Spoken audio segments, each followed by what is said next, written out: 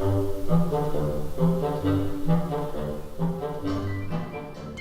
back to Booby Dingle and episode 5 in my series of broadcasts of pleasant jolly news from around the regions. Are you well? One does hope so.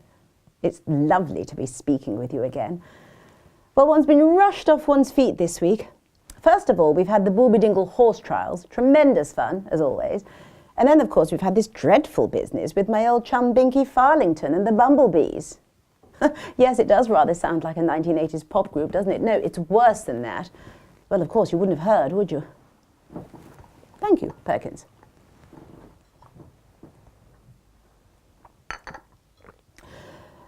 Binky was admitted to the London Hospital for Tropical Diseases in the isolation block. She's recently taken up beekeeping, you see, and regrettably she was stung by a swarm of her own bees. Well, actually, no, she wasn't. Turns out the bees Binky bought from the classified ads of Beekeeper's World, placed by a Dr. Babatunde, turned out not to be bees at all, but African hornets. Binky didn't stand a chance. Did you know that the sting from 5,000 African hornets packs quite a punch? According to the Brigadier, it's the equivalent of being bashed in the face with a rather large shovel, repeatedly. Apparently, poor old Binky suffered some sort of rare adverse reaction to the African wasp attack, which has resulted in severe facial paralysis.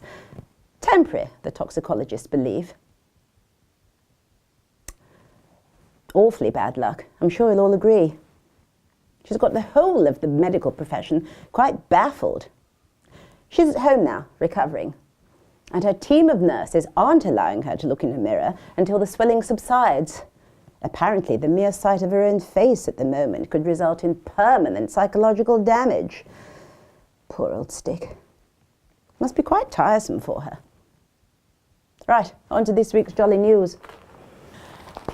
The Department for Work and Pensions chaps in Doncaster have been having a bit of a sort out as their benefits bill has been going through the roof. I suppose they're having a bit of a clampdown. Now, there's a chap here, father of 8, who's been out of work for 17 years, but he says that he is willing to work if he can be found a job that matches his family's benefit payments, currently in the region of £147,000 per annum. Well, credit where it's due, I say. This chap has been encouraged to look for gainful employment, so well done all involved. You see, for me this in itself is jolly heartening news, to know that we have these support systems in place in this country and we don't just leave people to struggle on £147,000 a year. So, his job applications this week that equate with his current level of income include playing for Manchester United, Deputy Governor of the Bank of England, and anything at the BBC that pays considerably more than Fiona Bruce. He's had no response yet, of course. You've got to admire him, really, haven't you? This chap with no skills whatsoever, only available to work restricted hours due to the police curfew. Well, you've got to take your hat off to him, haven't you? He's aiming high. Well, I suppose he has to, really. Of course, some people, after seeing him on the television with the tattoo Foxtrot Oscar emblazoned across his forehead, might rush to judgment and suggest that this might hinder his career prospects. Well, I suppose they may have a point. I suppose a position in the hospitality industry could prove to be quite tricky.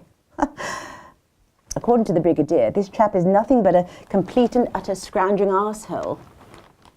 Rather an unsympathetic view, in my opinion. I believe, and I'm sure you'll all agree, that people need to be given a chance.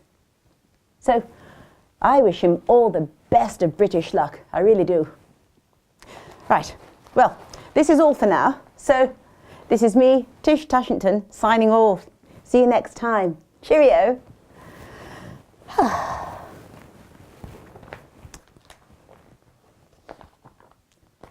Perkins, would you get one of the cars out?